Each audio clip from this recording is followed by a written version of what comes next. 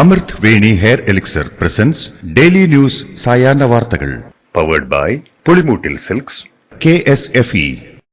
ഈ ആണുങ്ങൾക്ക് മാത്രം എന്താ ഇത്ര അധികം നെറ്റ് കെയറിലും ഹെയർ ലോസ് ഒക്കെ ഉണ്ടാവണേ? ആണുങ്ങളുടെ ഹെയർ ലോസിന്റെ മേജർ റീസൺസ് തന്നെ ഡിഫറെന്റ് ആണ്. സ്കാൽപ്പിലുള്ള 5 ആൽഫ റിഡക്ടേസ് എന്ന എൻസൈം നിങ്ങളുടെ ഹോർമോണുമായി ചേർന്ന് ഹെയർ ഫോളിക്കിൾസിനെ ചുരുക്കുന്നു. Amrit Veni hair elixir for men use ചെയ്യൂ. പുരുഷന്മാർക്ക് വേണ്ടി ബയോടെക്നോളജി പ്രകാരം പ്രത്യേകം ഡെവലപ്പ് ചെയ്തത്. നമസ്കാരം, ഞാൻ ഡെയ്സി ബിജു. ഡെയിലി ന്യൂസിന്റെ സായന വാർത്തകളിലേക്ക് സ്വാഗതം. ഇന്ന് ജനുവരി 16 വ്യാഴാഴ്ച. രാജ്യത്തിന്റെ ചരിത്രത്തിലെ ആദ്യ സ്പേസ് ഡോക്കിംഗ് പരീക്ഷണമായ സ്പെയ്ഡെക്സ് വിജയം. ഇന്ന് രാവിലെയാണ് സ്പെയ്ഡെക്സ് ദൌത്യത്തിലെ ചേസർ ടാർഗറ്റ് ഉപഗ്രഹങ്ങൾ ബഹിരാകാശത്ത് കൈകൊടുത്ത് ഒന്നായി മാറിയത്. വിക്ഷേപണത്തിന് ശേഷമുള്ള 4ാം പരിശ്രമത്തിലാണ് ഉപഗ്രഹങ്ങൾ ബഹിരാകാശത്ത് കൂട്ടിച്ചേർക്കാൻ ISROയ്ക്ക് ആയത്. ഇന്ത്യയുടെ സ്വന്തം ബഹിരാകാശ നിലയമായ ഭാരതീയ അന്തരീക്ഷ സ്റ്റേഷൻ അടക്കമുള്ള പദ്ധതികൾക്ക് ഇസ്രോയ്ക്ക് അനിവാര്യമായ സാങ്കേതിക വിദ്യയാണ് സ്പേസ് ഡോക്കിംഗ്. ഡോക്കിംഗ് സാങ്കേതിക വിദ്യ സ്വന്തമാക്കുന്ന 4ാമത്തെ രാജ്യം എന്ന നേട്ടത്തിലെത്തിയ ഇസ്രോ വരാനിരിക്കുന്ന ഇന്ത്യയുടെ സ്വപ്ന ബഹിരാകാശ പദ്ധതികളിലേക്കുള്ള സുപ്രധാന ചുവടുവയ്പ് പിന്നിട്ടിരിക്കുകയാണെന്ന് പ്രധാനമന്ത്രി നരേന്ദ്രമോദി എക്സിൽ കുറിച്ചു.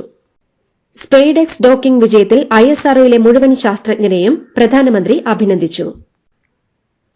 ബഹിരാകാശ ഡോക്കിംഗ് സാങ്കേതികവിദ്യ സ്വന്തമാക്കുന്ന 4ാമത്തെ രാജ്യം എന്ന ചരിത്ര നേട്ടത്തിൽ ISROയെ അഭിനന്ദിച്ച് കേന്ദ്ര ശാസ്ത്ര സാങ്കേതിക വകുപ്പ് മന്ത്രി ഡോക്ടർ ജിതേന്ദ്ര സിംഗ്. ഭാരതീയ അന്തരീക്ഷ സ്റ്റേഷൻ, ചന്ദ്രയാൻ 4, ഗഗൻയാൻ തുടങ്ങിയ സ്വപ്ന പദ്ധതികൾക്ക് ഈ വിജയം പ്രചോദനമാകുമെന്ന് കേന്ദ്രമന്ത്രി കൂട്ടിച്ചേർത്തു. ബഹിരാകാശ വകുപ്പിന്റെ ചുമതല കൂടിയുള്ള മന്ത്രിയാണ് ജിതേന്ദ്ര സിംഗ്. മുഖ്യമന്ത്രി പിണറായി വിജയനെ സ്തുതിച്ചുകൊണ്ട് സെക്രട്ടേറിയറ്റിലെ ഇടത് സംഘടനാ പ്രവർത്തകർ തയ്യാറാക്കിയ വാഴ്ത്തുപാട്ട് മുഖ്യമന്ത്രിയുടെ സാന്നിധ്യത്തിൽ തന്നെ പാടി അവസാനിപ്പിച്ചു. കേരള സെക്രട്ടേറിയറ്റ് എംപ്ലോയീസ് അസോസിയേഷൻ സുവർണ ജൂബിലി മന്ദിരത്തിന്റെ ഉദ്ഘാടനം മുഖ്യമന്ത്രി നിർവഹിച്ചതിന് പിന്നാലെയാണ് വാഴ്ത്തുപാട്ട് ആരംഭിച്ചത്.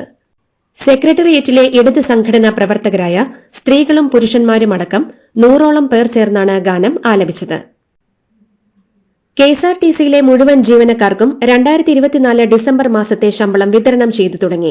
സർക്കാരിൽ നിന്നും ആദ്യ ഗഡുവായി ലഭിച്ച 30 കോടി രൂപ കൂടി ഉപയോഗിച്ചാണ് ശമ്പളം വിതരണം ചെയ്യുന്നത്. തുടർച്ചയായി 5ാമത്തെ മാസമാണ് KSRTCയിലെ ശമ്പളം ഒറ്റത്തവണയായി നൽകുന്നത്. ജീവനക്കാരുടെ ശമ്പളം ഒറ്റ ഗഡുവായി തന്നെ നൽകുമെന്ന് പുതിയ ഗതാഗത വകുപ്പ് മന്ത്രി KB ഗണേഷ് കുമാർ അധികാരമേറ്റപ്പോൾ പ്രധാന പ്രഖ്യാപനമായി പറഞ്ഞിരുന്നു. പാലക്കാട് ജില്ലയിലെ കഞ്ചിക്കോട് ഒയാസിസിന് ബ്രൂവറി അനുവദിച്ച മന്ത്രിസഭായോഗ തീരുമാനം വൻ അഴിമതിയെന്ന് രമേശ് ചെന്നിത്തല. പ്രകൃതിയോടും ജനങ്ങളോടും കടുത്ത അപരാധമാണിതെന്ന് അദ്ദേഹം കുറ്റപ്പെടുത്തി. പാരിസ്ഥിതിക പഠനം നടന്നിട്ടുണ്ടോ എന്നും ഒയാസിസിന് മാത്രം എങ്ങനെ അനുമതി കിട്ടിയെന്നും ടെൻഡർ ക്ഷണിച്ചോ എന്നും രമേശ് ചെന്നിത്തല ചോദിച്ചു. പ്ലാച്ചിമട സമരം നടത്തിയ ജനങ്ങളാണ് ഇവിടെയെന്നും ഇപ്പോൾ അതിനടുത്തായാണ് ബ്രൂവറിക്ക് അനുമതി നൽകിയതെന്നും അദ്ദേഹം കുറ്റപ്പെടുത്തി. വിവരാവകാശ നിയമം സർക്കാരിലേക്ക് പണം വരുത്താനുള്ള മാർഗമായി ഉദ്യോഗസ്ഥർ കാണരുതെന്ന് വിവരാവകാശ കമ്മീഷണർ അബ്ദുൽ ഹക്കീം. വിവരാവകാശ അപേക്ഷകളിൽ 30 ദിവസം കഴിഞ്ഞ് മറുപടി നൽകിയാൽ മതിയെന്ന ധാരണ തെറ്റാണെന്നും ജീവനും സ്വാതന്ത്ര്യവുമായി ബന്ധമുണ്ടെങ്കിൽ വിവരം 48 മണിക്കൂറിനകം നൽകണമെന്നും മറ്റപേക്ഷകളിൽ 5 ദിവസത്തിനകം നടപടികൾ ആരംഭിച്ചിരിക്കണമെന്നും അദ്ദേഹം വ്യക്തമാക്കി. സംസ്ഥാന വിവരാവകാശ കമ്മീഷന്റെ നേതൃത്വത്തിൽ നടത്തിയ ഏകദിന ശില്പശാല ഉദ്ഘാടനം ചെയ്ത് സംസാരിക്കുകയായിരുന്നു അദ്ദേഹം. ലൈംഗിക അധിക്ഷേപ കേസിൽ റിമാൻഡിലിരിക്കെ ബോബി ചെമ്മണ്ണൂരിന് ജയിലിൽ VIP പരിഗണന നൽകിയെന്ന ആരോപണത്തിലെ അന്വേഷണത്തിനായി ജയിൽ ആസ്ഥാനത്തെ DIG കാക്കനാട് ജില്ലാ ജയിലിൽ നേരിട്ടെത്തി. മധ്യമേഖല DIG അജയ് കുമാർ ബോബി ചെമ്മണ്ണൂരിനെ ജയിലിൽ നേരിട്ടെത്തി കണ്ടെന്നും കൂടെ ബോബി ചെമ്മണ്ണൂരിന്റെ സഹായികളായ 3 പേർ ഉണ്ടായിരുന്നുവെന്നുമാണ് ആരോപണം. അതേസമയം സോഷ്യൽ മീഡിയയിലൂടെ ഹണി റോസിനെ അധിക്ഷേപിച്ച കൂടുതൽ പേരെ ഉടൻ അറസ്റ്റ് ചെയ്യും. പരാമർശങ്ങൾ പ്രചരിപ്പിച്ച യൂട്യൂബ് ചാനലുകൾക്കെതിരെയും നടപടിയുണ്ടാവും. ബോബി ചെമ്മണ്ണൂരിനെ ജയിലിൽ സന്ദർശിച്ചുവെന്ന ആരോപണത്തിൽ വിശദീകരണവുമായി മധ്യമേഖല jail DIG P. Ajay Kumar. Bobby ചെമ്മണ്ണൂരിനെ തനിക്ക് മുൻ പരിചയമുണ്ടെന്നും സൂപ്രണ്ടിന്റെ മുറിയിലേക്ക് ബോബി ചെമ്മണ്ണൂരിനെ വിളിച്ച് സൂപ്രണ്ടിന്റെ സാന്നിധ്യത്തിലാണ് ബോബി ചെമ്മണ്ണൂരിനെ കണ്ടതെന്നും ഒരു പരാതി അന്വേഷിക്കാനായി കാക്കനാട് ജില്ലാ ജയിലിൽ പോയപ്പോഴായിരുന്നു ഇതെന്നും DIG വിശദീകരിച്ചു.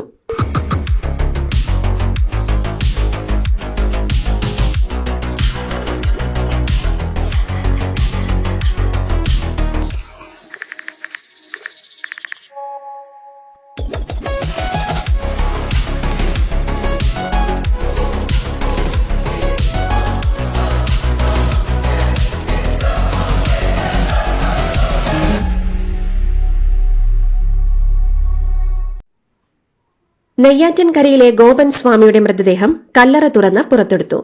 കല്ലറയിൽ ഇരിക്കുന്ന നിലയിലാണ് മൃതദേഹം. മൃതദേഹത്തിനു ചുറ്റും ഭസ്മവും പൂജാദ്രവ്യങ്ങളും ഉണ്ട്. ഹൃദയഭാഗം വരെ പൂജാദ്രവ്യങ്ങൾ നിറച്ച നിലയിലാണ്. പുറകിലുള്ള ഭിത്തി കോൺക്രീറ്റിൽ തീർത്തതാണ്. ഇൻക്വസ്റ്റ് നടപടികൾ പൂർത്തിയാക്കിയ ശേഷം മൃതദേഹം പോസ്റ്റ്മോർട്ടം നടപടികൾക്കായി മെഡിക്കൽ കോളേജ് ആശുപത്രിയിലേക്ക് മാറ്റി. നെയ്യാറ്റിൻകരയിലെ ഗോപൻ സ്വാമിയുടെ മൃതദേഹത്തിന്റെ പോസ്റ്റ്മോർട്ടത്തിൽ 3 തലങ്ങളിലുള്ള പരിശോധന നടത്തുമെന്ന് ഡോക്ടർമാർ. വിഷം ഉള്ളിൽ ചെന്നാണോ മരണമെന്നും പരിക്കേറ്റാണോ അതോ സ്വാഭാവിക മരണമാണോ എന്നും പരിശോധിക്കും. വിഷാംശം കണ്ടെത്താനായി ആന്തരിക അവയവങ്ങളുടെ സാമ്പിൾ ശേഖരിക്കുമെന്നും ഡോക്ടർമാർ അറിയിച്ചു. നെയ്യാറ്റിൻകരയിലെ ഗോപൻ സ്വാമിയുടെ മരണത്തിൽ അസ്വാഭാവികതയില്ലെന്ന് പോലീസിന്റെ പ്രാഥമിക നിഗമനം. മരണകാരണമായേക്കാവുന്ന മുറിവുകളോ പരിക്കുകളോ മൃതദേഹത്തിൽ പ്രത്യക്ഷത്തിൽ കാണാനില്ലെന്നാണ് പോലീസിന്റെ ഇൻക്വസ്റ്റ് റിപ്പോർട്ട്. വിശദമായ പോസ്റ്റ്മോർട്ടം റിപ്പോർട്ട് ലഭിച്ചാലേ മരണകാരണം സംബന്ധിച്ചും മറ്റു വിവരങ്ങളിലും വ്യക്തത വരികയുള്ളൂ. ഇ.പി. ജയരാജന്റെ ആത്മകഥാ വിവാദത്തിൽ Kottayam east police DC books publication വിഭാഗം മേധാവി എ.വി. ശ്രീകുമാറിന്റെ അറസ്റ്റ് രേഖപ്പെടുത്തി. ആത്മകഥാ ഭാഗങ്ങൾ ശ്രീകുമാറിൽ നിന്നാണ് ചോർന്നതെന്ന് കണ്ടെത്തിയതിനെ തുടർന്നുള്ള നടപടികളുടെ ഭാഗമായാണ് അറസ്റ്റ്. എന്നാൽ കോടതി മുൻകൂർ ജാമ്യം അനുവദിച്ചിരുന്നതിനാൽ ശ്രീകുമാറിനെ അറസ്റ്റ് രേഖപ്പെടുത്തിയ ശേഷം സ്റ്റേഷൻ ജാമ്യത്തിൽ വിട്ടയച്ചു. സർക്കാർ സംവിധാനം പോലെ രാഷ്ട്രീയത്തിലും റിട്ടയർമെന്റ് വേണമെന്ന് മുൻ മന്ത്രിയും സിപിഎം നേതാവുമായ G Sudhakaran. Kerala bank retirees association സംഘടിപ്പിച്ച പ്രതിഷേധ ധർണ ആലപ്പുഴയിൽ ഉദ്ഘാടനം ചെയ്യുകയായിരുന്നു അദ്ദേഹം. താൻ 62 വർഷമായി പാർട്ടിയിലെന്നും ഇവിടെ പെൻഷനും ഗ്രാറ്റുവിറ്റിയും ഒന്നുമില്ലെന്നും അദ്ദേഹം പ്രസംഗത്തിൽ പറഞ്ഞു. സംസ്ഥാന സ്കൂൾ കലോത്സവ റിപ്പോർട്ടിംഗിലെ ദ്വയാർത്ഥ പ്രയോഗവുമായി ബന്ധപ്പെട്ട് റിപ്പോർട്ടർ ചാനൽ കൺസൾട്ടിംഗ് എഡിറ്റർ അരുൺകുമാറിനെ 1-ാം പ്രതി ചേർത്തുകൊണ്ട് Thiruvananthapuram cantonment police POCSO case എടുത്തു. തിരുവനന്തപുരം ജില്ലാ ശിശുക്ഷേമ സമിതി ഡിജിപിക്ക് നൽകിയ പരാതിയുടെ അടിസ്ഥാനത്തിലാണ് കേസ്. റിപ്പോർട്ടർ ഷഹബാസാണ് 2-ാം പ്രതി. കണ്ടാൽ അറിയാവുന്ന ഒരാളെ 3-ാം പ്രതിയായും ചേർത്തിട്ടുണ്ട്. കലാമണ്ഡലത്തിന്റെ ചരിത്രത്തിലെ ആദ്യത്തെ മലയാളി ഭരതനാട്യ അധ്യാപകനായി RLV രാമകൃഷ്ണൻ. ഭരതനാട്യം വിഭാഗം അസിസ്റ്റന്റ് പ്രൊഫസറായി വ്യാഴാഴ്ച അദ്ദേഹം ജോലിയിൽ പ്രവേശിച്ചു. വലിയ അഭിമാനവും സന്തോഷവുമുണ്ടെന്ന് അദ്ദേഹം മാധ്യമങ്ങളോട് പ്രതികരിച്ചു. അന്തരിച്ച നടൻ കലാഭവൻ മണിയുടെ സഹോദരൻ കൂടിയാണ് RLV രാമകൃഷ്ണൻ. മോൾക്ക് ബർത്ത്ഡേ ഗിഫ്റ്റ് വാങ്ങണ്ടേ? ഷോപ്പിൽ കൊണ്ടുപോയി ഇഷ്ടമുള്ള വാങ്ങിക്കൊടുക്കാം.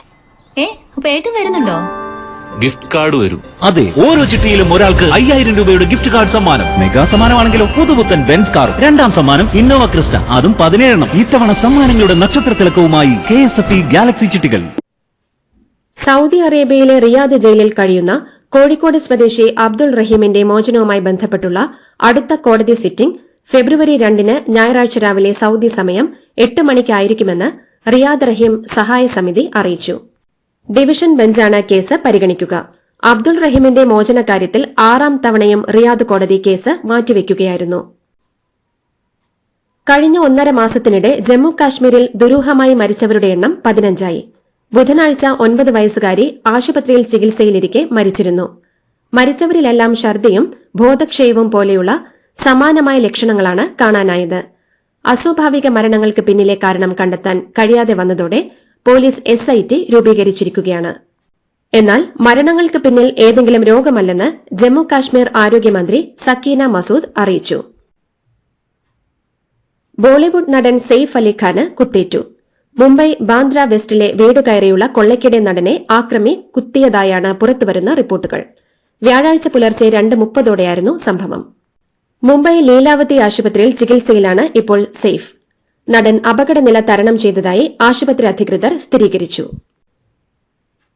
ബോളിവുഡ് നടൻ സെയ്ഫ് അലി ഖാന് നേരെയുള്ള ആക്രമണത്തിൽ 3 പേരെ കസ്റ്റഡിയിലെടുത്ത് ചോദ്യം ചെയ്തു. മുംബൈ പോലീസാണ് വീട്ടിൽ ജോലി ചെയ്യുന്ന 3 പേരെ ചോദ്യം ചെയ്തത്. ഇവരുടെ മൊഴിയെടുത്തു. ആരുടെയും അറസ്റ്റ് രേഖപ്പെടുത്തിയിട്ടില്ല. മുംബൈയിലെ വീട്ടിൽ വെച്ച് മോഷണ ശ്രമത്തിനിടെ പരിക്കേറ്റ നടൻ സെയ്ഫ് അലി ഖാൻ വിഷയം ദേവേന്ദ്ര ഫട്നാവിസ് സർക്കാരിനെതിരെയുള്ള രാഷ്ട്രീയ ആയുധമാക്കി പ്രതിപക്ഷ പാർട്ടികൾ. മുംബൈയിൽ സെലിബ്രിറ്റികൾ വരെ സുരക്ഷിതരല്ലെങ്കിൽ പിന്നെ ആരാണ് സുരക്ഷിതരെന്ന് ശിവസേനയുടെ രാജ്യസഭാ MP പ്രിയങ്ക ചതുർവേദി ചോദിച്ചു. മഹാരാഷ്ട്ര നിയമസഭാ തെരഞ്ഞെടുപ്പിനിടെ 1 കോടി വോട്ടർമാരെ പുതുതായി ചേർത്തത് സംശയാസ്പദമാണെന്നും വോട്ടർമാരുടെ പട്ടിക പുറത്തുവിടാനുള്ള കടമ തെരഞ്ഞെടുപ്പ് കമ്മീഷനുണ്ടെന്നും കോൺഗ്രസ് നേതാവും MPയുമായ രാഹുൽ ഗാന്ധി.